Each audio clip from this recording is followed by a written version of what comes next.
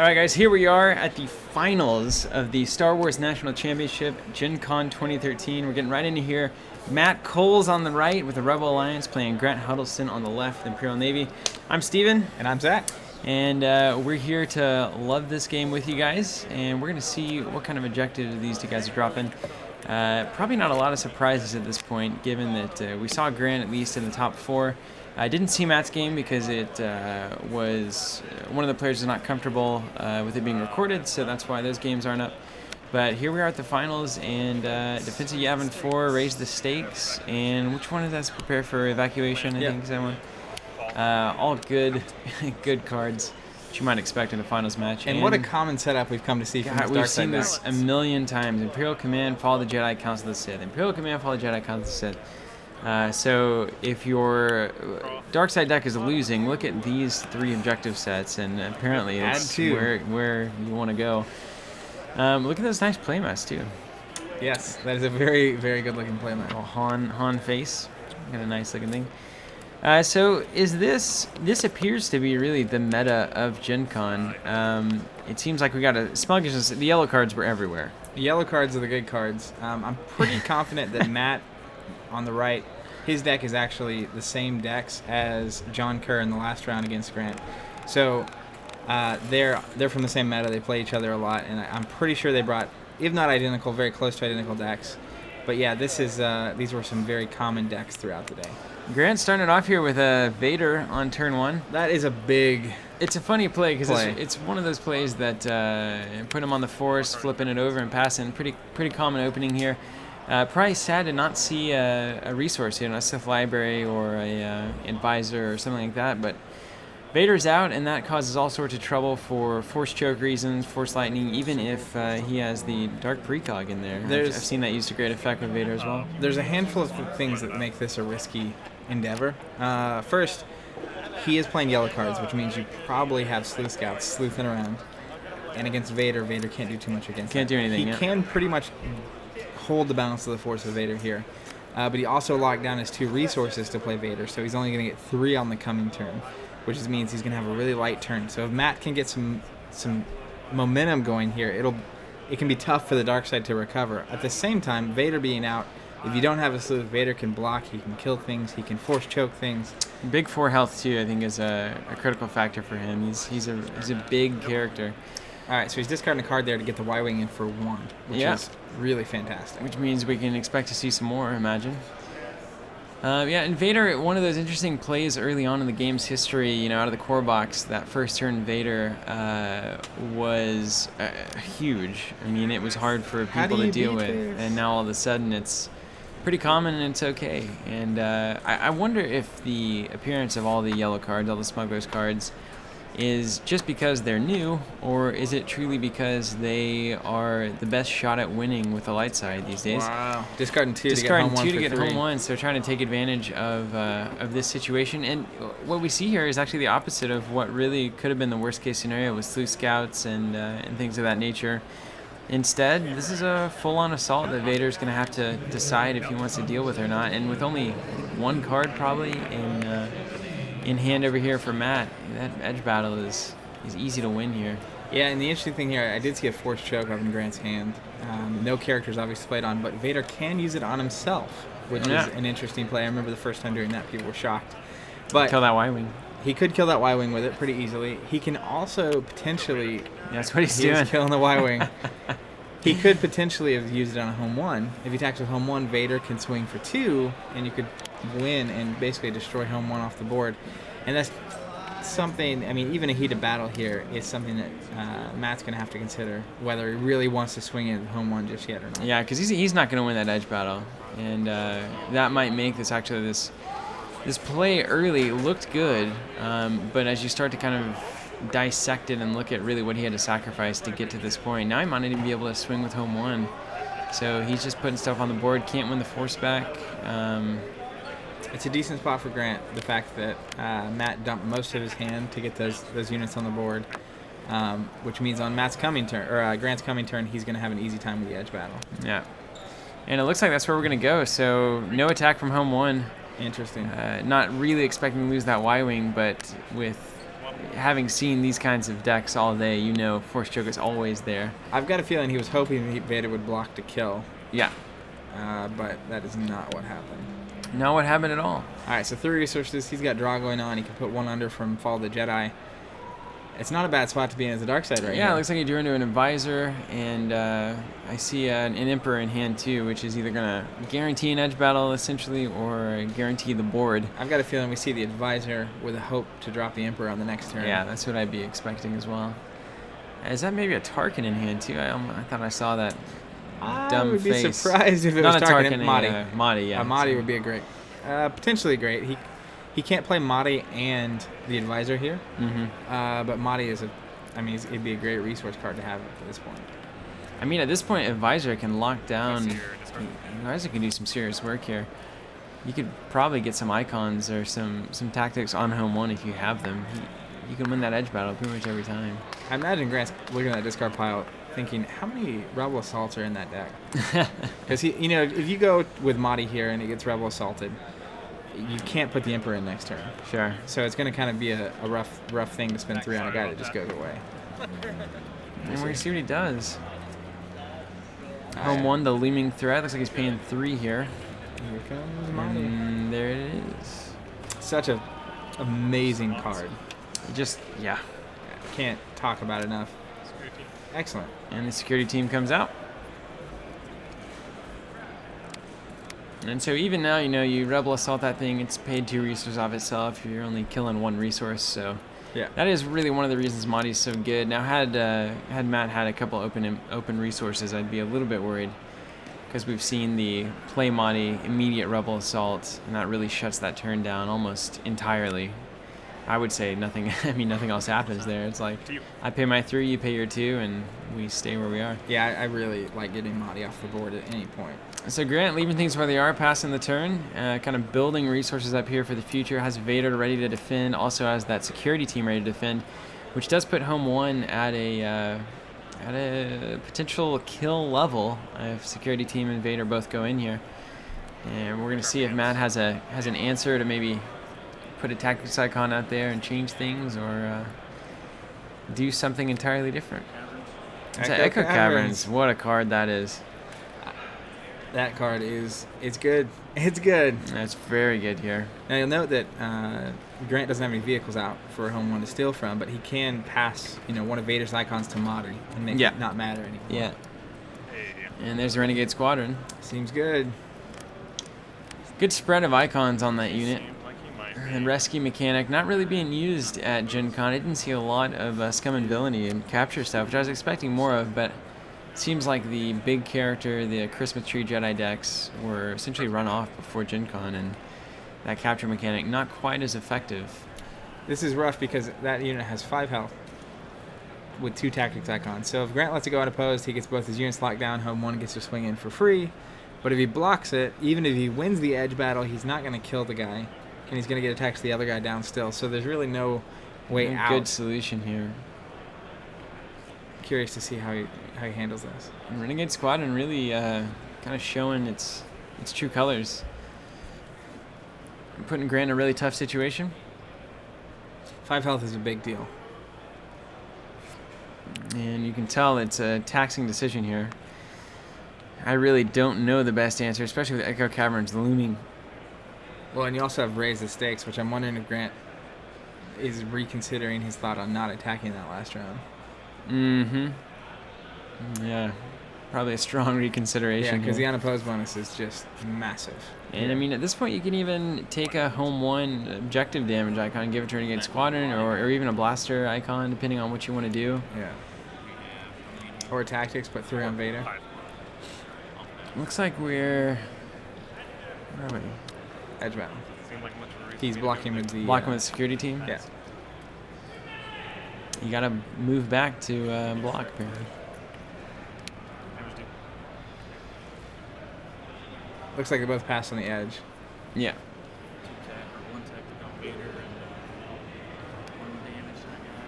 And that's about what you'd expect. So home one's going to swing 3 damage, potentially swing. He may take the balance here. Nah, I think I'll swing in here. Yeah, so 1 to every objective. It's going to be 4 damage to whatever he attacks because of the unopposed bonus. Oh man. He's going to Echo Caverns for an extra, I think. Yeah. That's a blown up objective. It's a big one. And for all the Jedi's out of here, we have 1 damage with Home One's reaction to everything else. And there's a huge, just haymaker right there. Now this is one of those spots. I mean, so Matt's completely focused down. Grant's going to have at least 7 resources, I believe. So if he wants to play Palpatine, he obviously can. Death Star's at 5 here too. Yeah. Another Fall of the Jedi. That's not an awful card to see. But what I was going to say is, Force Lightning here can easily wipe some work, anything off the board. I've got a feeling he'll want to put Palpatine out, though. I'd want to focus that Home One down so much. Yeah, get it out of here. No chance of that thing striking again. If it was me. If it were you. We'll see how he plays it. Could have been you, right? It could have been a contender. And top 16 is a wild place. All right, Grant actually using Fall of the Jedi here to put a card under. See if he'll discard as well. The number of cards he's getting to see is not going to discard. Pretty great. Yeah, he's seeing that's these objective sets kind of chained together. Council of the Sith, Fall of the Jedi, those two together allow you to really see anything you want, and that's why I think when you're watching these kinds of games, you see such consistency. You have so many cards you're going through, so much draw, and redundancy in the objectives themselves, just giving you all the tools. You play Palpatine here? It's certainly not out of the question. I think raise the stakes is a big issue for me right now. I think I'd absolutely play Palpatine. I think you can, even with the security team, you can attack raise the stakes and disable it. Yeah. And I mean, I'm still worried right now about what happens whenever, there's Palpatine.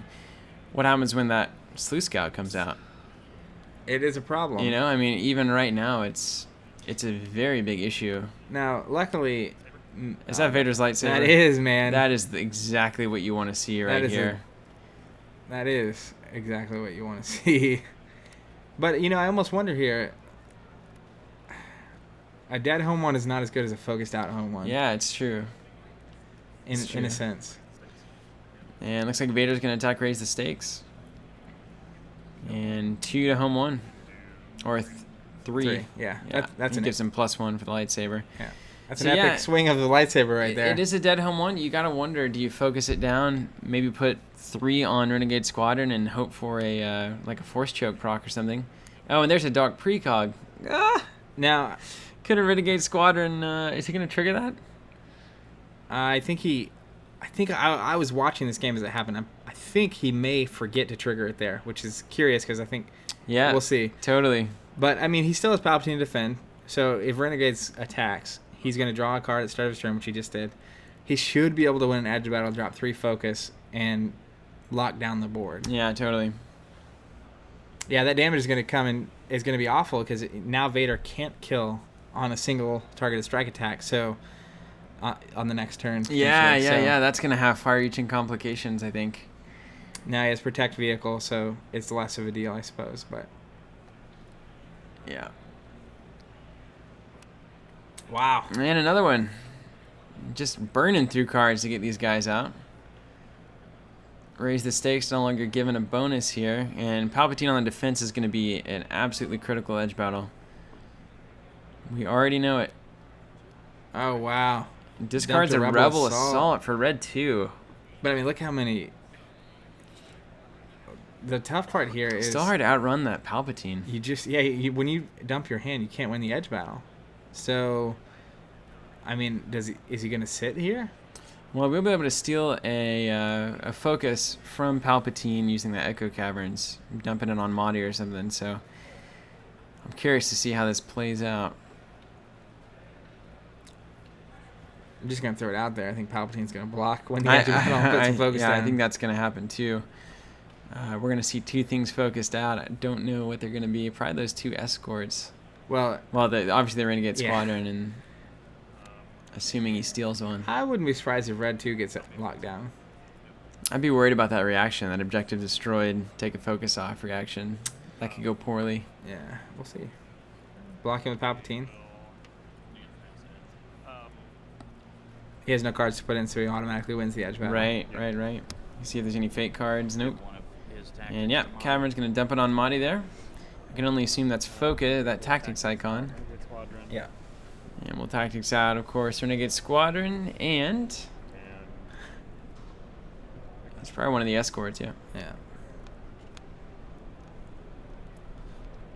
Fully expected. And I don't know, you know he doesn't have a hand. So, like, I would much rather the escort be attacking right now. I know I can block, win the edge battle, and there's no, like, you're not going to destroy the objective. But now, if he can destroy an objective from unopposed in the attack, he'll be capable of taking the focus off Red 2 and getting another attack in. Mm-hmm.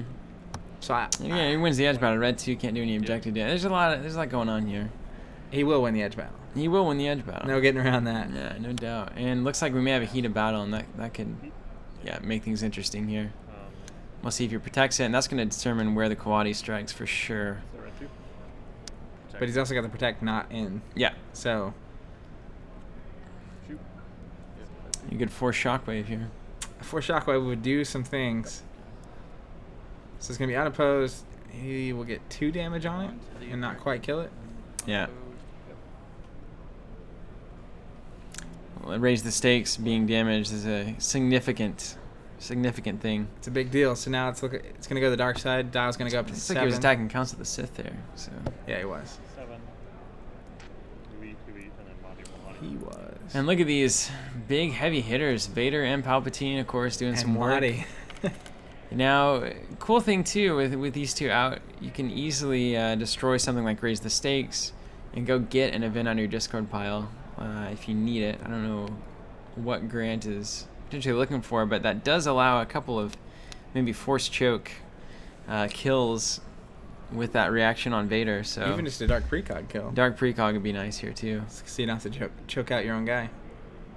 Sith Library dropped into the discard pile there. It's too late to care about that. I think it's too late. You'll Yeah. get to use it maybe one more time, and it's a card you're not going to be using in the edge battle anytime soon. So now it's important to note, if he does destroy the objective, then Red 2 suddenly becomes available for the defense. Mm-hmm. Gonna have to be tricky here. Unless he does it with Vader and targeted strike, spread that protect around. This is gonna be an interesting exchange here. I'm curious myself how it's gonna turn out. I almost wonder if you go with Palpatine, focus down the board. The risk there is that he plays things you can't control, which is definitely possible. In this deck. Definitely possible. I feel like I feel like these decks, these Smugglers Rebels decks, were more interesting, I think, than some of the other decks I was seeing. Especially the Dark Side deck, like you said, with the Talon Rolls and I feel like these are some really good decks. Yeah, I really appreciate Matt and John's Dark Side deck. I was really surprised. Good innovation there for sure. They had the typical objective setup, and then they just played cards you were not ready for, which can really wreck your day. There's the duty officer. Doing his duty. A little bit better than a Sith Library in some ways. Depends on who you're playing against. Yeah. You know, enhancement's really not playing a factor in these games. And enhancement control, what we thought was a big deal out of the new box, not really playing that much of a role in the whole thing. I wouldn't mind getting rid of Echo Caverns right now. I sure wouldn't either. But it's not obviously important enough to be in the deck. Now, I'm curious there that he played Royal Guard last. I tend to like to see that go first in case they have any funny business. But I guess Matt's out of cards in his hand, so he can't do too much. No cards, no resources. Probably not a lot of funny business. No funnies. No funny business. See a Dark Memories in Grant's hand there. And the vehicles reign supreme still. It's probably one of the main reasons that Scum and Villainy not being seen so much. Who cares if it's vehicles? And Grant, I'm wondering how this is gonna play out. A lot of decisions to make here. You can never, as the dark side, be too far ahead. Right. Like, No cards in hand, correct? I don't know. You just can't get far enough ahead or have too much board control. Even playing 1 or 2 units can oftentimes be enough for them to get that final strike through and win the game. You know, a home one coming out that could actually hit and do damage would get rid of council. Mm-hmm. Even if it's not attacking council.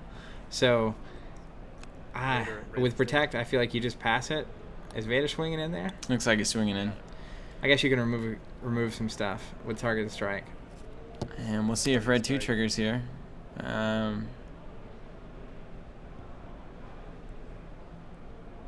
imagine we're going to see some protect. Nope. I wonder if well, he'd have to get rid of both of his other units to save red 2, so that might be the right call. He's getting dark precog back, which is going to be nice. And imagine we're going to dark precog. Vader's going to trigger. Protect it. Protect, protect, protect. But if he's able to draw into any other events here, then he'll be able to knock out one of those ships with Vader on the next turn. Royal Guard goes on the force. You just never know. Dial is at 8 right now, so this is going to be a very important turn coming up. We've got a lot of focus on the board. Echo Caverns is going to make things interesting. And, man, that advisor, what a solid unit. Yeah, it's interesting because, you know, if Matt has a turn like he just had where he's all focused out, Grant easily has the blast damage on the board to destroy another objective. So Matt really can't do that. Yeah. Because if the die goes up 2 because of balance, and then Grant's able to destroy an objective, he wins the game. So Matt's really got to have things in his hand here to have things still able to block going into Grant's next turn or to finish the game off. Yeah, I think here. he's just got to end it here. That seems to be the best way to deal with this situation. A lot of protect still on the board. Fairly safe. Doing that math to see if you can seal it can be so intense. Any game, I tell you, of any game I've played, Star Wars may be the most taxing on the battle math side of things.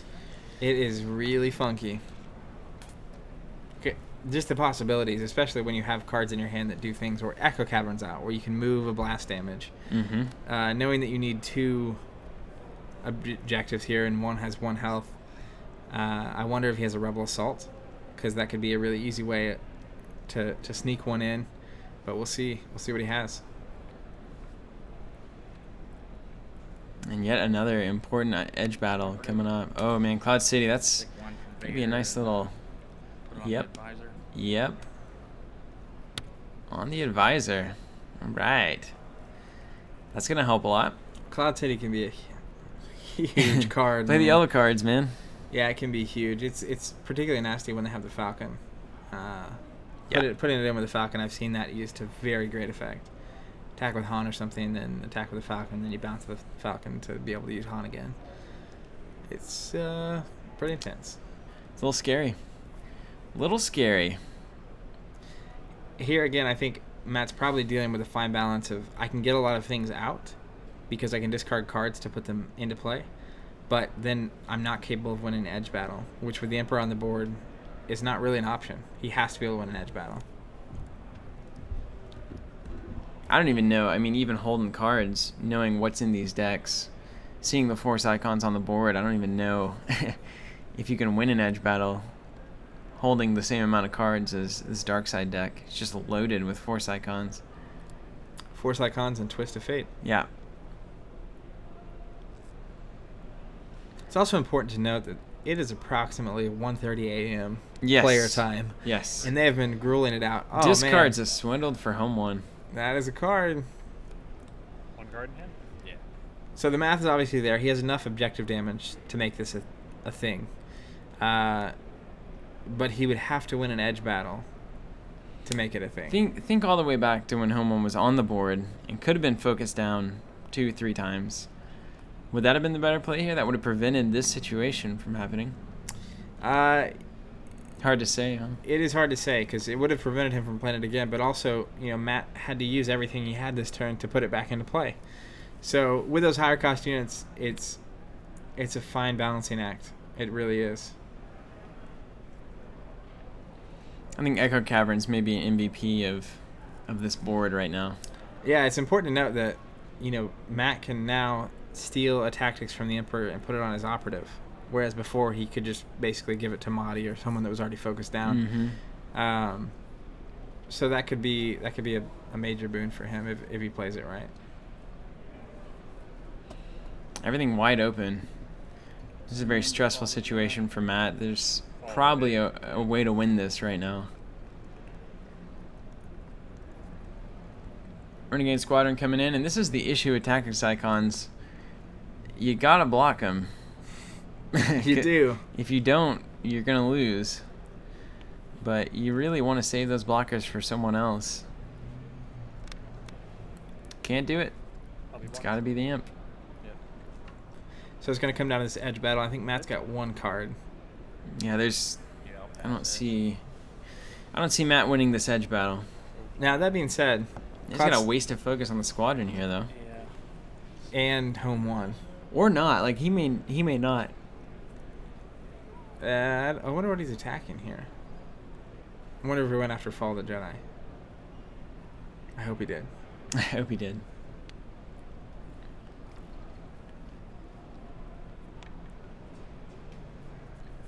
Sorting it out. Figuring it out.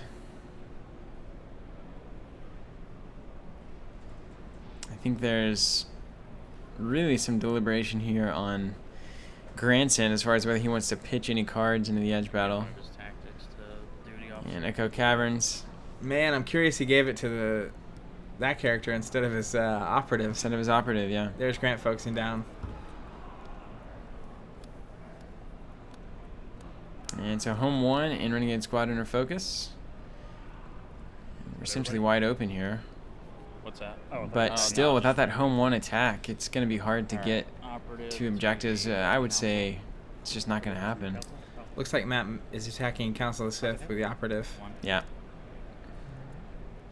You got to defend that with the guard. I mean, oh, nice. That Force choke. Probably going to... And do we have another? Is the guy's one per turn, right? Yeah. And there we go. So if he can win the edge battle, he'll be able to kill the operative. And it looks like we got a heat of battle in hand. Whew. I wonder if that... Because I was thinking, I mean, if he wins the edge battle, that Royal Guard is going to kill the operative anyway. And how much you want to pitch here? I guess you are out. Good chance to refresh the hand to get ready for next turn. Yeah. I mean, at this point... We got a heat of battle and versus that target of opportunity. So it's dead. Wow. There's target of opportunity doing some serious work. Now it's going to be a really big deal if Grant goes on to get this game. In the next game, that extra objective right there is huge. And the replica droid comes in.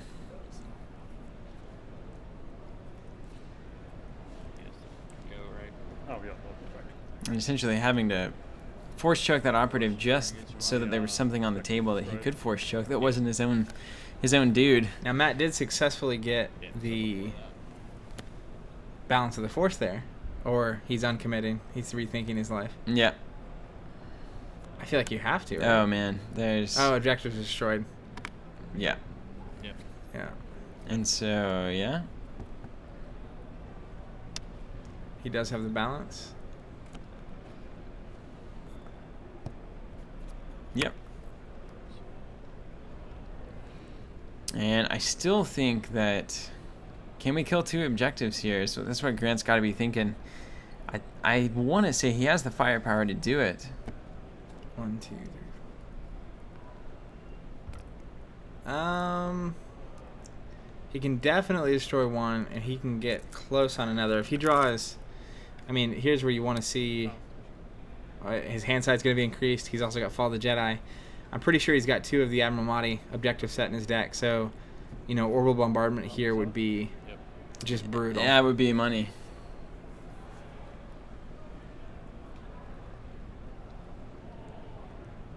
And we're going to find out. Dark Precog to kill the squadron. Absolutely. Even more cards. Remember we first saw this card. That art freaked us out. How good that was. Fantastic art.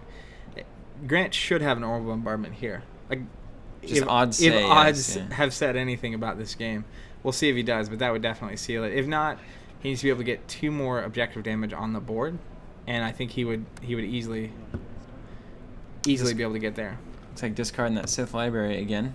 Cards in hand. No. Resources up. No. And are we rearranging? Yeah, looks like we're rearranging.